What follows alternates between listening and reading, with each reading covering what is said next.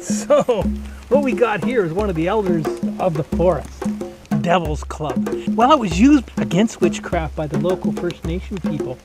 And it was said if you were really bad, it's going to jump out of the woods and get you and thorn you. Now, at the surface, it just looks like a big plant, but it's got all these little thorns all along the side down there. Even the leaves have thorns on them. And they have a specific chemical on them that actually festers your wound. So a lot of the First Nation people use it to keep the devil away from them, or witchcraft.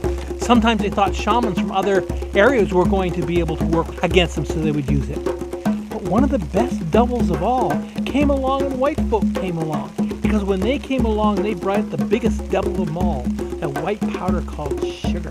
This stops sugar metabolism in your body to a degree. It makes it so you don't crave sugar. And by not craving sugar, well, that's one of our biggest addictions of all in North America, isn't it? One of the devils that grabs us all, causing diabetes.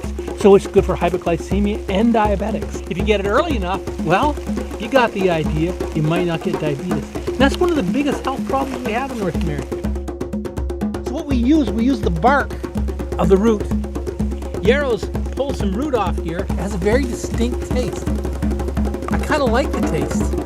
It's a nice taste, and you're really looking for the inner bark. You can take the whole bark. You can make a tincture out of it. You can make a tea out of it. It can be used many different ways, and it has this distinct flavor. And this flavor, well, it takes away the craving of the sugar. But you just want the underground part, because the above ground part, well, it's the thorny part. You don't want to do the thorny part, of course. It'll sting you. So you look for these roots. Now, even if these things fall down, these great big areas, they can become roots for another year.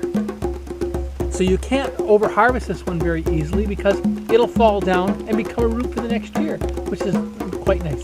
It likes these boggy little regions where you can see a little bit of flow has gone through. It likes to get its feet wet. This one here is the West Coast ginseng. It's called Oplopanax. Panax is ginseng. It's one of the great adaptogens that our First Nation people use, and it's in the Herbalism family, the same family as ginseng.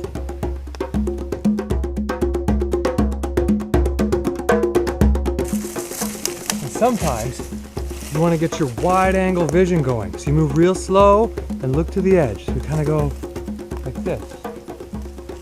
You're looking for a mushroom.